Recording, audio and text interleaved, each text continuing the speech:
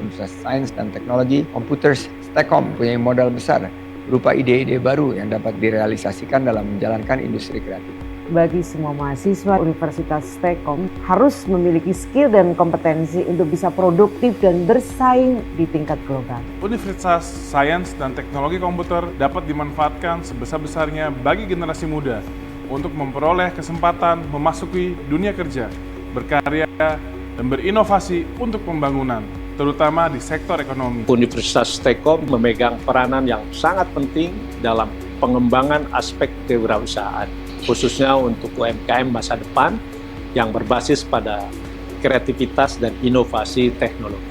Universitas Sains dan Teknologi Komputer Semarang berani mengambil peluang dan berinovasi dalam mengembangkan kewirausahaan dan perdagangan digital di tanah air.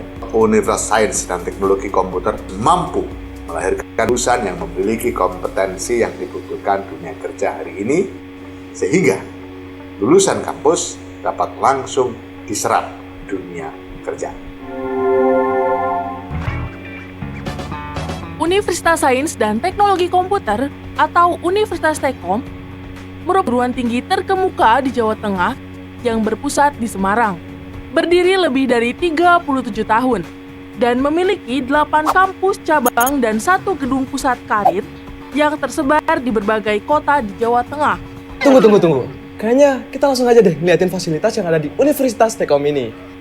Yuk ikutin kita. Ayo.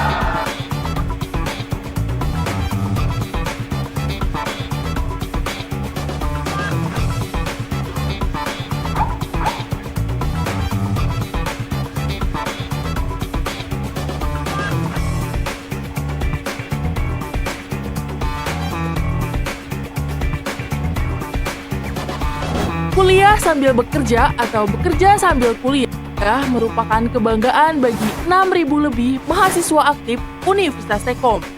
Sebuah prestasi yang selalu meningkat dan terbukti. 90% mahasiswa Universitas Stekom sudah memperoleh pekerjaan dan sukses di dunia kerja dan wirausaha sebelum diwisuda. Metode pembelajaran hybrid blended learning dan sistem layanan kemahasiswaan full online system (LMS) Learning Management System mempermudah dan menghemat waktu mahasiswa dalam mendapatkan layanan akademik dan memperdalam ilmunya. Universitas Stekom juga memiliki kerjasama eksklusif dengan Toploker.com, platform pencari kerja yang mendapat penghargaan juara 1 Startup for Industry 2022 dari Kementerian Perindustrian. Lebih dari 100 di Indonesia tergabung di Toploker.com dan ribuan lowongan kerja setiap hari. Baru dan terupdate dari berbagai wilayah di Indonesia tersedia secara eksklusif di akun setiap mahasiswa, memberikan lebih banyak pilihan harapan dan peluang kesempatan kerja yang pasti bagi seluruh mahasiswa Universitas Stekom. Kegiatan rutin virtual job fair setiap bulan juga ikut menciptakan budaya dan semangat kerja yang positif untuk memperluas jaringan persahabatan pertemanan yang bermanfaat, menyenangkan bagi diri kalian dan masa depan kalian. Universitas Tekkom juga aktif bekerja sama secara internasional dan berteman baik dengan berbagai universitas terkenal mancanegara.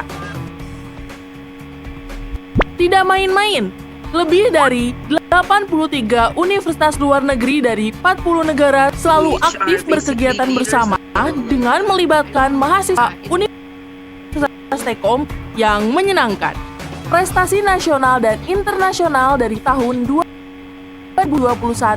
tidak sedikit. Di antaranya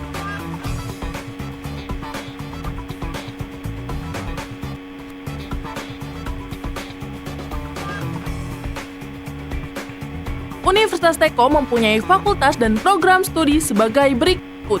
Fakultas Akademik, Fakultas Vokasi.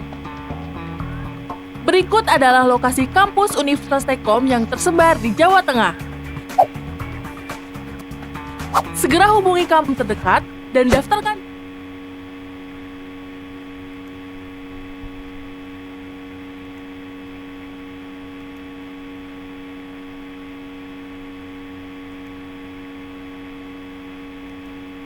Selamat malam Bu Mariati. Selamat malam Bu.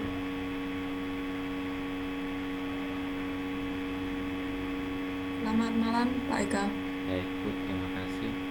Untuk hari ini kita mulai sekarang Ibu. Saya waktunya nanti tidak terpotong. Baik, terima kasih sebelumnya Bu Mariati telah hadir dalam obrolan hari ini. Terima kasih Bapak dan Ibu dosen pendamping yang telah hadir dan mahasiswa dan mahasiswi yang telah hadir. Saya ucapkan terima kasih. Baik, untuk hari ini nanti kita pertemuan yang ke-6 dengan Bu Mariati. Nanti beliau menyampaikan materi kita dalam praktisi mengajar kita yang ke-6. Sebelum pertemuan hari ini kita mulai, kita berdoa dulu. Semoga kita diberi kemudahan dan kelancaran dalam berdoa dan baik.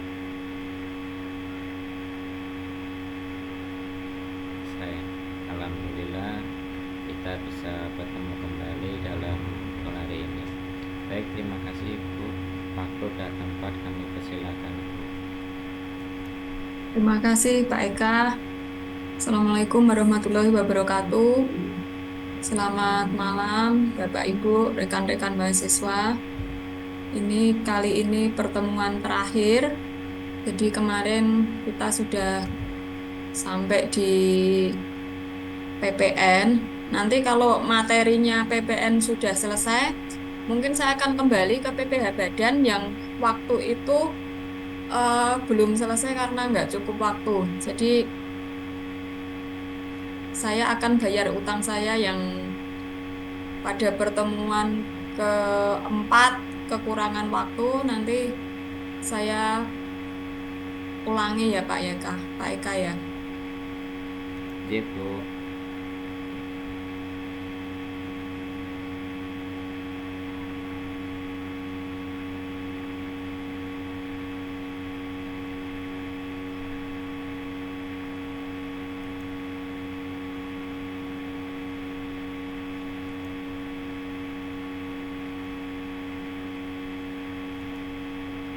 Nah, ini sambil menunggu mahasiswa yang lain karena masih sedikit yang datang, yang sudah join, saya akan kembali ke dasar hukumnya pajak pertambahan nilai dulu, supaya nanti waktu kita praktek di tata cara pembuatan e-faktur sudah lengkap lagi, mahasiswanya sudah semakin banyak yang bergabung.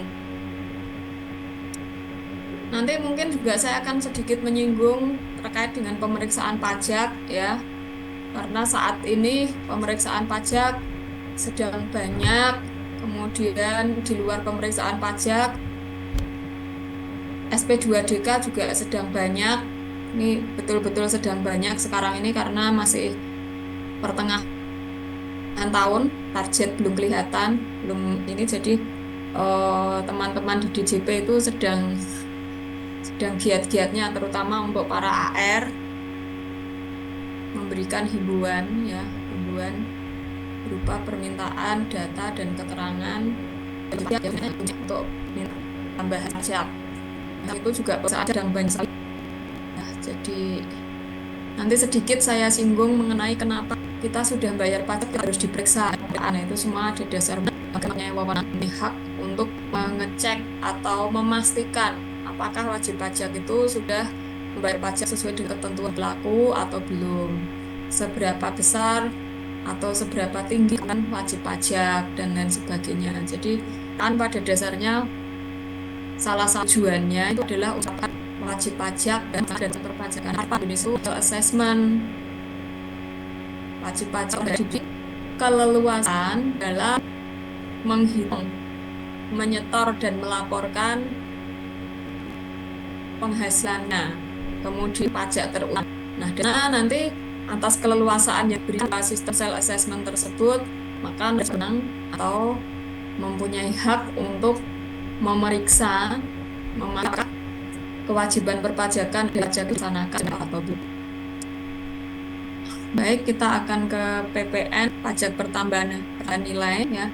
Pajak pertambahan nilai itu apa namanya?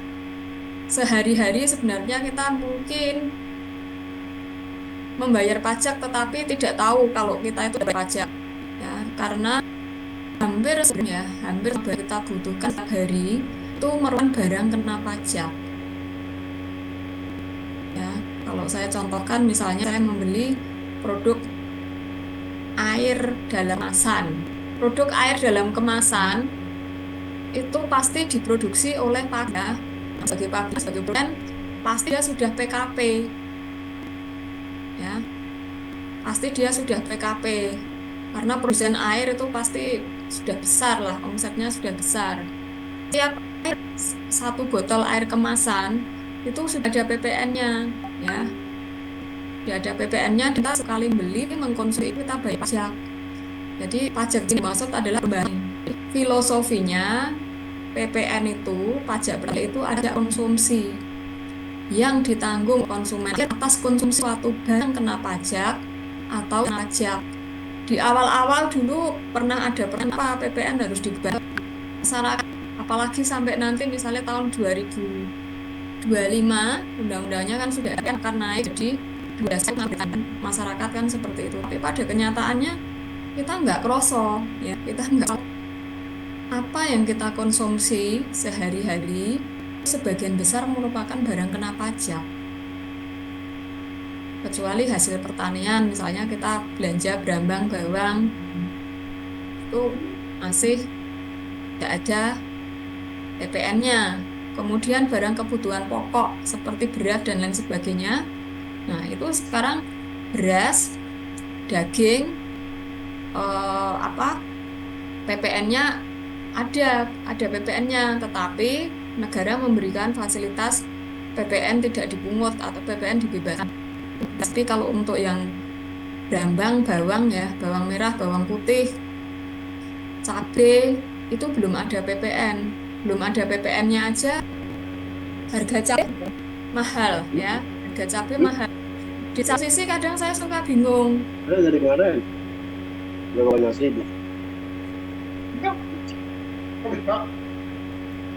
Mas Rifki, tolong dimatiin dulu, di mute. Masih, ya. Di lain sisi saya kadang bingung begini. Kita yang di kota beli cabai mungkin mahal ya, kalau mahal itu mahal sekali cabainya. Tetapi di sisi lain petani juga ngeluh kalau harganya terlalu rendah, bahkan mereka untuk mencapai BEP aja susah gitu loh. Gitu. Jadi ya si malakama juga gitu. Kita yang di kota merasakan beli cabai, beli bawang merah, bawang putih itu mahal. Sementara yang di desa sana, yang petani merasa untuk mencari keuntungan yang layak lah yang terjadi. Itulah yang terjadi ya. Jadi kondisinya seperti itu. Maka saya usahakan kalau misalnya saya membeli sesuatu dari petani atau misalnya di depan rumah ada yang jualan pepaya, ada jualan mangga, ada jualan ya macam-macam lah. Di depan rumah saya itu ada yang jualan kalau pagi. Saya usahakan untuk tidak pernah menawar harganya. Karena mungkin mereka dapatnya hanya sedikit sekali ya. Dan barang-barang yang kalau yang dijual oleh pedagang kecil yang mungkin kelilingan yang dari hasil petani itu kan nggak ada pajaknya. Jadi kita murni bantuin petani. Kayak kemarin di online itu ada yang jual brambang dari Brebes, itu ada video. Videonya kelihatannya bagus-bagus barangnya ya. Terus bapak itu mengatakan barang sebagus ini aja tidak laku begitu. Terus kemudian saya coba beli 1 kilo. Coba beli 1 kilo, harganya memang murah, di bawah 33.000. Padahal yang lainnya, toko lain itu ada yang jual 54, ada yang jual 55. Saya coba beli, ya. Saya coba beli. Setelah barang datang, saya langsung buka. Nah, di situ barang yang dikirim itu kondisinya basah, ya. Brambang basah, bawang merah masih basah. Sehingga dalam perjalanan mungkin kalau dari Brebes ke Semarang mungkin butuh 1 hari. Nah, kalau hari ini dikirim besok baru nyampe. Itu banyak yang busuk, baunya sudah tidak enak. Akhirnya saya harus jemur, kemudian dipilihin. Tapi kalau saya beli yang harganya 54 tadi, saya dapat barang yang kering, betul-betul kering. Nah, ini kalau yang tidak diperhatikan oleh penjual, ya. Saya tahu Pak, karena itu yang jual laki-laki, saya mau tahu bahwa barang yang kondisinya seperti ini. Saya tidak komplain untuk minta diganti atau apa, saya tidak, tapi saya minta tolong lain kali diperhatikan supaya pembeli itu tidak kapok. Kadang kita ngeluh kenapa kita pakai barangnya impor, padahal petani sendiri punya. Indonesia bisa punya barang yang sama, tapi karena pengelolaannya dalam marketing, dalam penjualan tidak terlalu memperhatikan hal-hal seperti itu, jadinya kan saya rencananya mau beli banyak misalnya, tetapi dengan kondisi seperti itu akhirnya kan nggak jadi beli banyak. Ya sudah, cukup beli 1 kilo selesai. Seperti itu, nggak ada keinginan untuk beli lagi karena apa yang ditawarkan dengan apa yang sampai ke kita itu berbeda. Nah, ini kenapa saya cerita seperti ini, supaya nanti kalau teman-teman, rekan-rekan mahasiswa yang mau membuka usaha, karena sekarang ini dunia digital ya, marketing digital sudah tidak terbendung lagi. Jadi betul-betul harus memperhatikan kualitas. Apa yang ditawarkan itulah yang dikirim, ada jaminannya. Kalau barang yang dikirim sama dengan tawaran baru, nanti pembeli itu akan datang lagi dan datang lagi. Nah, nanti kalau rekan-rekan ini ada jualan marketplace ya. Kalau misalnya omsetnya itu sudah, itu wajib untuk melaporkan hanya akan menjadi pajak.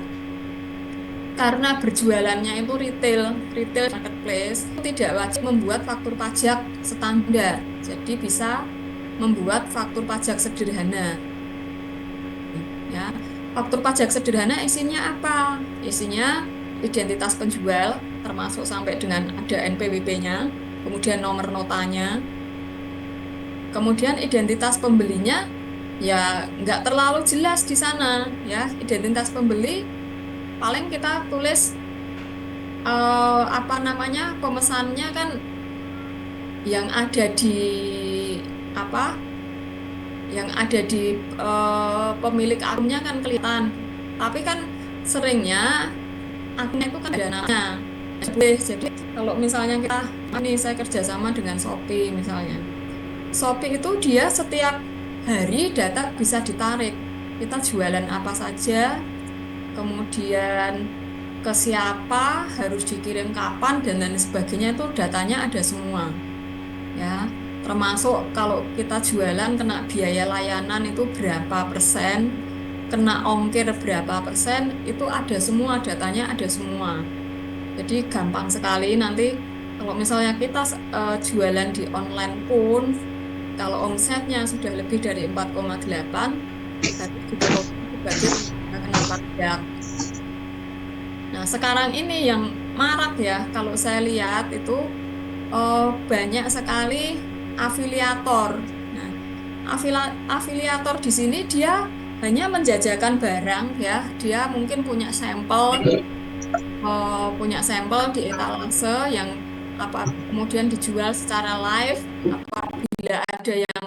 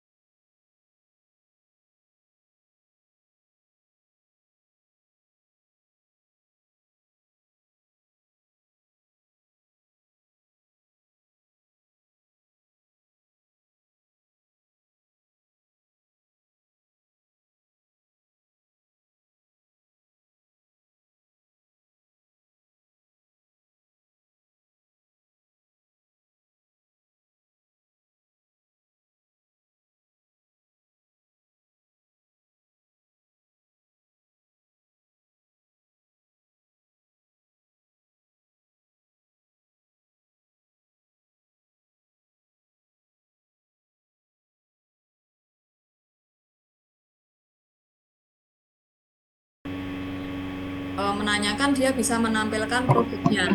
Nah, yang seperti itu dia dapatnya komisi ya. Dia dapatnya komisi. Nah, kalau dapatnya komisi sepanjang perjanjiannya dengan perusahaan-perusahaan itu jelas ya, perusahaan-perusahaan yang menjadi afiliasinya jelas, ya dia mungkin untuk menjadi PKP jauh ya, untuk menjadi PKP jauh. Misalkan barang itu dikirim dari afiliatornya ya, barang dikirim dari afiliatornya, dikirim ke pembeli langsung. Jadi betul-betul pedagang afiliator itu hanya menjajakan barangnya saja sampai di deal, sampai ada order barang dikirim, sampai ada order, kemudian ordernya itu akan langsung nge-link ke pemilik barang aslinya ya. Jadi nanti yang kena PKP mungkin lebih dulu pemilik barangnya ya, karena sebagai afiliator dapatnya hanya komisi ya. Seperti itu. Jadi sekarang kompleks sekali ya, kompleks sekali untuk atau tata cara kita berdagang ya, tata cara kita membuka bisnis ya, peraturannya kompleks sekali, dan tetapi kita juga mendapatkan kemudahan ya. Kalau memang kita jualnya retail ya. Ibu Linda minta tolong di mute. Bu Linda minta tolong di mute. Terima kasih. Jadi seperti itu. Kalaupun ditetapkan sebagai PKP, kalau kita jualannya retail, kita nggak usah takut secara administrasi untuk membuat administrasi perpajakannya, karena kita cukup membuat faktur pajak sederhana ya, nggak harus membuat faktur pajak standar.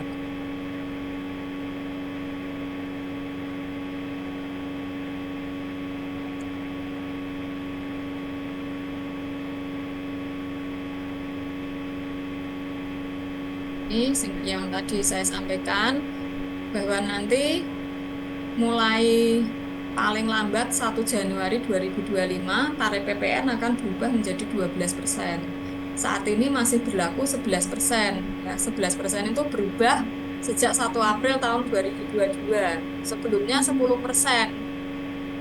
Ya, sebelumnya 10%. Sekarang berada di 11%.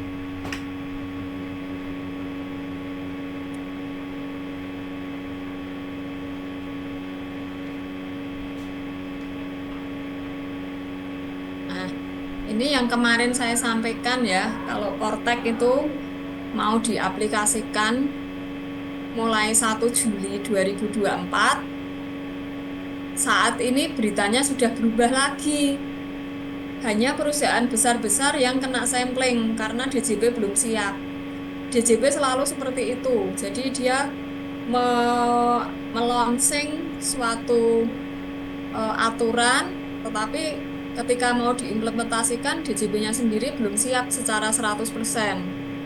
Ya, jadi untuk yang Kortek belum bisa diaplikan 1 Juli. Padahal banyak perusahaan yang kemarin sudah berancang-ancang ya, karena begitu Korteknya dijalankan NPWP 00 ya, orang yang tidak memiliki NPWP harus dimintain KTP-nya supaya penjual itu bisa membuat faktur pajak. Nah, ini ya berita enak nggak enak juga gitu loh. Jadi apa yang rencananya mau dilaksanakan 1 Juli ternyata diundur sampai nanti akhir tahun, tanggal 31 Desember 2024. Bisa jadi nanti mundur lagi karena ketentuan NIK dibersamakan dengan NPWP itu sebenarnya keluar aturannya itu tahun 2018 dan akan dilaksanakan pada tanggal 1 April tahun 2018. Tapi waktu itu banyak yang komplain, banyak yang toko-toko nggak siap, akhirnya aturan itu ditunda sampai dengan waktu yang belum ditentukan. Kemudian muncul Undang-Undang Cipta Kerja, muncul Undang-Undang Harmonisasi Peraturan Perpajakan. Nah, dari Undang-Undang Harmonisasi Peraturan Perpajakan itu banyak sekali peraturan turunannya ya, termasuk salah satunya NIK mau dibersamakan dengan NPWP, ini ada aturan turunannya. Nggak tahu ini yang Kortek aplikasinya belum jadi, belum sempurna.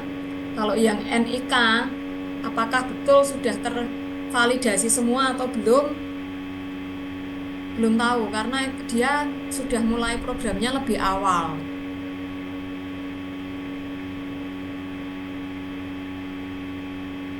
Nah, ini mumpung teman-teman yang hadir sudah lumayan banyak, saya ulangi lagi untuk definisi pajak pertambahan nilai ya. Pajak pertambahan nilai itu merupakan pungutan yang dibebankan atas transaksi jual beli barang kena pajak atau jasa kena pajak yang dilakukan oleh wajib pajak orang pribadi atau wajib pajak badan yang telah dikukuhkan sebagai pengusaha kena pajak. Jadi kalau pengusaha belum dikukuhkan sebagai pengusaha kena pajak, dia tidak boleh memungut PPN. Ya. Tidak boleh memungut PPN karena dia belum berhak memungut PPN dari konsumen. Kewajiban memungut, menyetor, dan melapor PPN itu berada pada pedagang atau penjual atau pemberi jasa. Sedangkan kewajiban membayar PPN atau pemikul beban PPN adalah konsumen akhir atas konsumsi barang kena pajak atau jasa kena pajak. Yang tadi saya contohkan, saya beli minuman air putih dalam kemasan, nah itu saya sudah bayar itu PPN-nya. Saya konsumsi air minum kemasan berarti saya sudah bayar PPN-nya. Kalau kita perhatikan misalnya kita belanja di Swalayan ya, dia ada stroke, ya ada stroke. Nanti di bawah stroke itu sudah ada hitung-hitungannya. Total belanja kita berapa, barang kena pajaknya berapa, kemudian DPP-nya berapa, PPN-nya berapa, itu sudah tertera ya di dalam stroke. Nah, stroke itu merupakan faktur pajak sederhana. Ya, stroke-nya itu disebut sebagai faktur pajak sederhana. Yang bisa dicermati dari stroke yang ada di sana, itu identitas penjualnya jelas. Ada nama perusahaan, ada alamatnya, kemudian ada NPWP-nya. Itu sudah mencukupi sebagai faktur pajak sederhana bagi pedagang pengecer, ya, bagi pedagang pengecer. Nanti dia setiap akhir bulan setiap akhir bulan berikutnya paling lambat ya untuk laporan PPN, dia akan menyetorkan PPN yang sudah dipungut, kemudian melaporkan, ya, harus dilaporkan PPN-nya. Nah, kalau dia sudah mungut tidak dilaporkan, konsekuensinya apa? Ya, kalau diperiksa ketahuan, satu, dia harus bayar pokoknya. Ya, pokoknya harus dibayar, kemudian ada sanksinya. Sanksinya berarti berupa bunga. Karena kalau yang masih pedagang pengecer itu tidak bisa dikenai sanksi berupa 1% kali DPP. Denda karena tidak membuat faktur, karena dia memang tidak berkewajiban membuat faktur. Fakturnya sudah dibuat berupa faktur pajak sederhana, jadi dia akan kena bayar pokoknya plus sanksi berupa bunga. Bagaimana dengan perusahaan yang sudah ditetapkan sebagai PKP, dia merupakan levelnya distributor misalnya, levelnya distributor atau produsen. Dia wajib membuat faktur pajak standar. Nah, kalau hasil pungutannya itu tidak dilaporkan, tidak dibuatkan faktur pajak standar, maka ketika diperiksa, begitu ketahuan, ada 3 macam yang harus dia bayar. 1, pokoknya. Yang kedua, bunga. Yang ketiga, sanksi berupa denda, 1% kali DPP. Nah, kalau DPP-nya misalnya nggak di-store itu 10 juta ya, berarti sanksi berupa dendanya 1% kali 10 juta. Seperti itu.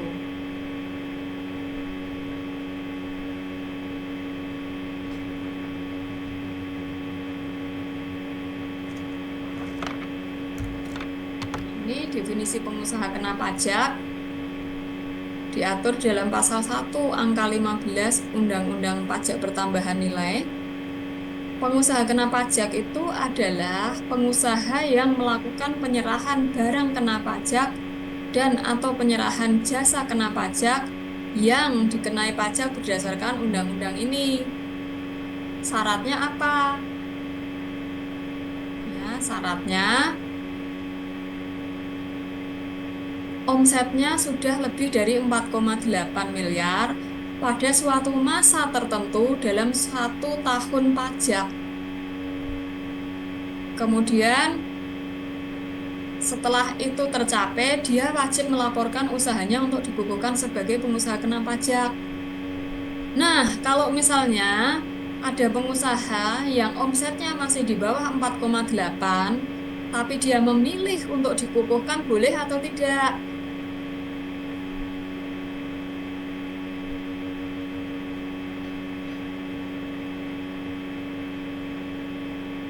Di dalam PMK 197 itu boleh ya. Jadi pengusaha yang omsetnya itu masih di bawah 4,8 boleh memilih untuk dikukuhkan sebagai pengusaha kena pajak. Karena secara bisnis dia membutuhkan hal tersebut. Misalnya dia mau bekerja sama untuk memperoleh tender dari pemerintah, untuk bekerja sama dengan BUMN. Syaratnya pasti dia harus PKP, karena dia akan memperoleh penghasilan ya, atau akan memperoleh omset itu dari badan instansi yang menggunakan APBN ataupun APBD. Nah, kalau BUMN juga karena dia diatur khusus ya, dia diatur khusus, dia juga ditentukan sebagai wajib pungut ya. ditetapkan sebagai wajib pungut.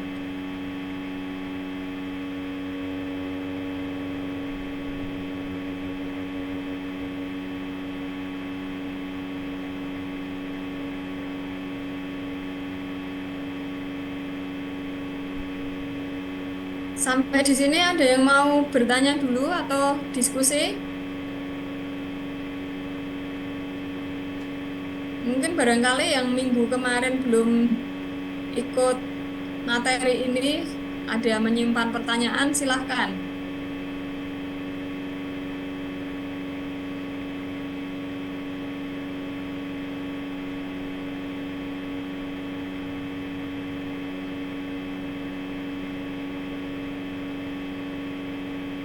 Silahkan, kalau ada yang mau diskusi dulu.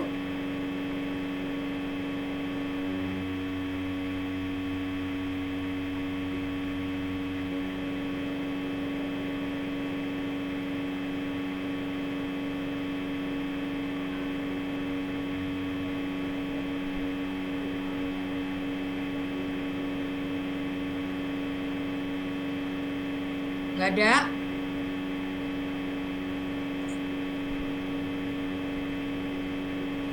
Biasanya rame loh materi PPN.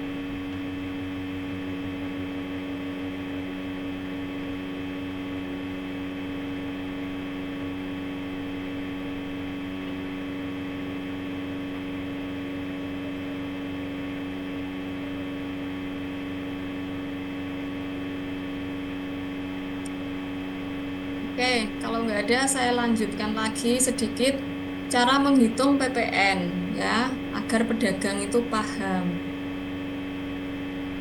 Agar kita yang di sini juga semakin paham.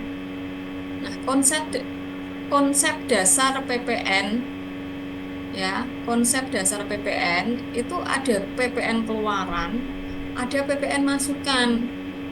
Yang disetorkan ke negara itu PPN keluaran dikurangi PPN masukan.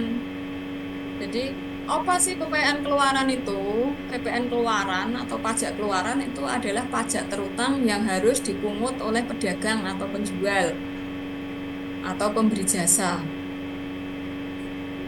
Sedangkan pajak masukan adalah faktur pajak yang diperoleh saat terjadi pembelian barang dagangan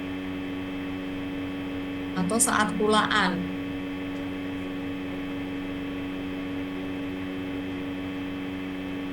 Ya.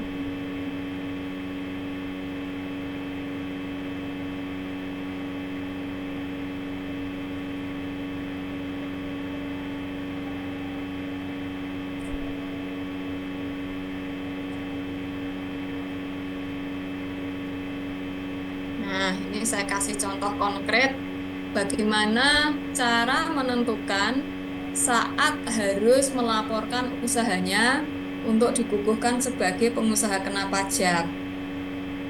Pada bulan Januari misalnya omsetnya masih 1 miliar. Bulan Februari 1 miliar. Bulan Maret naik menjadi 1,1. Bulan April memperoleh omset kembali 1 miliar. Kemudian bulan Mei memperoleh omset juga 1 miliar. Nah, bagian administrasi penjualan ya, dia harus memiliki catatan ini ya, memiliki catatan daftar penjualannya. Kalau omsetnya itu sudah lebih dari 4,8 seperti ini ya, ini berarti di bulan Mei dia omsetnya sudah mencapai 4,8. Nah, maka secara ketentuan yang berlaku paling lambat pada akhir Juni ya, pada akhir Juni pengusaha tersebut wajib melaporkan usahanya sebagai pengusaha kena pajak. Ya, ini undang-undang mengatur seperti ini. Tetapi kemarin saya ada kejadian dia omsetnya sundul 4,8 itu bulan September ya, bulan September itu omsetnya lebih dari 4,8. Kemudian tanggal 27 ya, tanggal 27 Oktober dia melaporkan usahanya, ya, dia mengisi formulir dan lain sebagainya untuk dikukuhkan sebagai pengusaha kena pajak. Udah tuh. Terus kemudian tanggal 2 bulan November, ya. Tanggal 2 bulan November surat pengukuhannya keluar, ya. Sehingga dia menjadi PKP berarti sejak tanggal 2 November. Nah, bulan Februari tahun 2024, itu kejadiannya tahun 2023. Bulan Februari tahun 2024 itu dikirimin surat cinta. Isinya dia menagih PPN, ya, dari ketika omsetnya itu lebih dari 4,8 sampai dengan tanggal 1 November. Nah, 1 bulan lebih ditagih, terus kemudian pengusahanya bingung, loh, ini ditagih.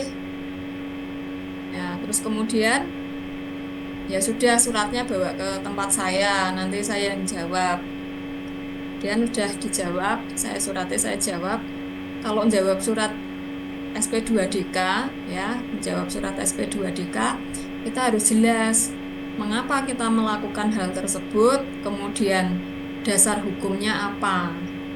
Nah, akhirnya ya nggak jadi disuruh bayar karena kita tidak menyalahi aturan. Memang aturannya paling lambat akhir Juni masih boleh untuk baru melaporkan usahanya agar dikukuhkan sebagai pengusaha kena pajak. Yang namanya AR sukanya memang cari-cari. Syukur-syukur ini pengusahanya atau konsultannya nggak bisa mengcounter, nggak bisa membantah, ya, atas tuduhan tersebut. Dapat nih setoran, kan seperti itu pola pikirnya AR. Tapi kalau ketemunya pengusahanya paham atau dibantu konsultannya paham, ya dia akan berhenti, ya, dia akan berhenti, nggak nagih untuk hal yang sama lagi.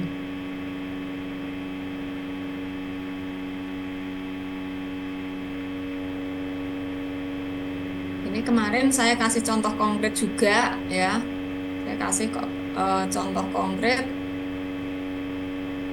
bagaimana perhitungan PPN itu secara konkret. Karena kalau tadi cuma secara teori, kadang kita sulit untuk mencerna. Saya contohkan PT Sejahtera merupakan produsen minyak goreng, ya. Kenapa ini saya ambil minyak goreng? Supaya nanti ibu-ibu yang ada di kelas ini menjadi tertarik untuk bertanya. Sebagai produsen besar dalam memasarkan produknya, PT Sejahtera bekerja sama dengan banyak distributor. Distributor mendistribusikan produk dari PT Sejahtera ke toko-toko, outlet, ataupun bahkan sampai supermarket. Produsen selalu membuat price list, ya. Price list biasanya dibuat harga sudah termasuk PPN. Dan toko tidak boleh menjual produk dengan harga lebih tinggi dari price list. Ya, saya contohkan minyak goreng spesial 1 kilo, ya, atau 1 liter. Itu harganya Rp22.000 per kilo atau per liter. Biasanya produsen atau pabrik itu dia akan jualnya bukan ngecer, ya. Dia akan jual dalam bentuk box. Dalam satu box ada 24 pieces. Nah, dari sini karena harga di price list itu sudah termasuk PPN, maka dalam menghitung PPN kita harus mencari dasar pengenaan pajaknya dulu, DPP PPN-nya. Ya, DPP PPN-nya dicari dulu. 22.000 dibagi 1,11 ketemu 19.820. Kemudian setelah ketemu DPP-nya, kalikan tarif PPN-nya. 2.180. Ini kalau nanti ada minyak goreng terjual ya, ada minyak goreng terjual dengan harga sesuai dengan price list, PPN yang disetorkan ke kas negara itu secara keseluruhan 2.180. Tapi nyetornya itu akan secara berjenjang ya, berjenjang. Ada yang disetor melalui PT Sejahtera, ada yang disetor melalui distributor, ada yang disetor melalui toko, di bawahnya distributor. Nah, ini perhitungan konkretnya. Kelihatan nggak ini ya?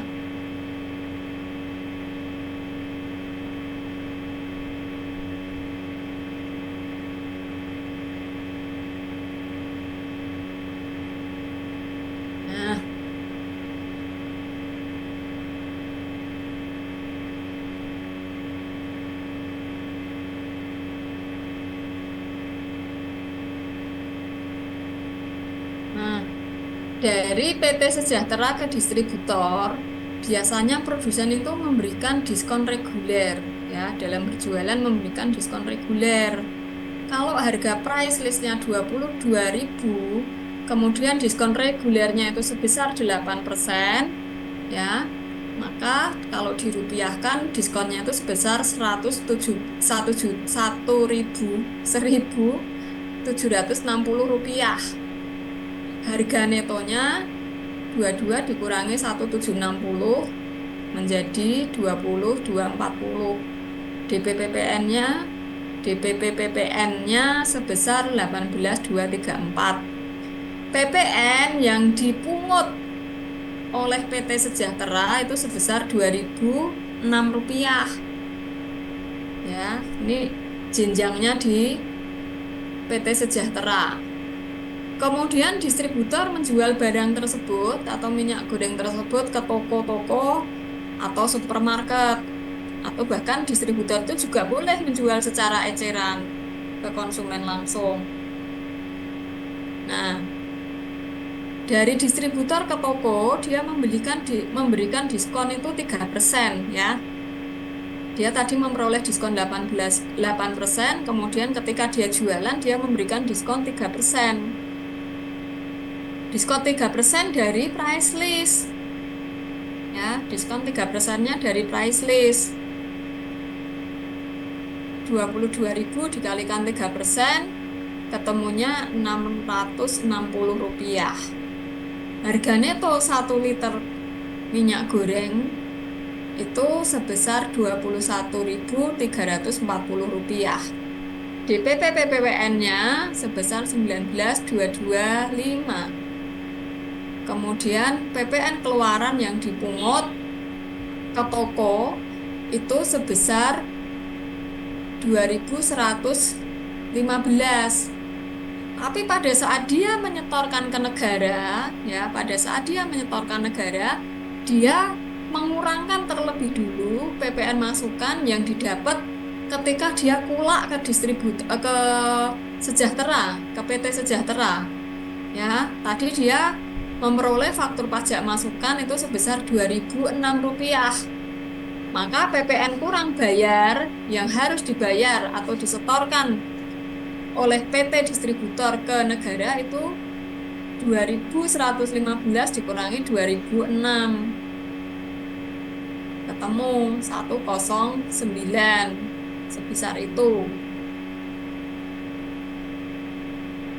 Kemudian di level berikutnya ketika toko atau supermarket dia sebagai PKP pedagang eceran.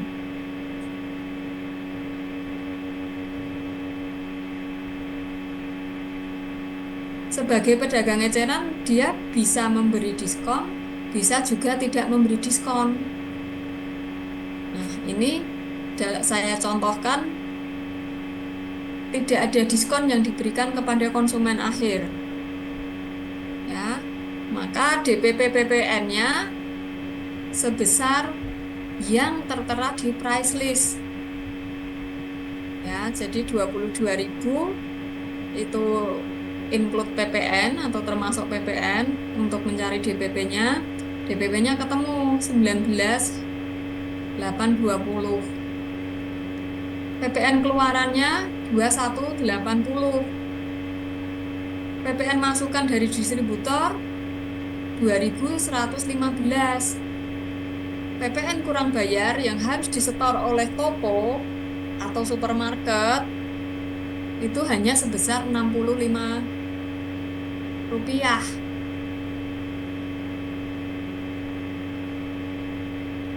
Ya, jadi kalau misalnya toko-toko itu ketakutan labanya tergerus karena menjadi PKP, itu sebenarnya tidak terlalu tepat ya, karena dia nggak menaikkan harga ya, harganya itu sudah pasti, harga sudah ditentukan di price list oleh produsen.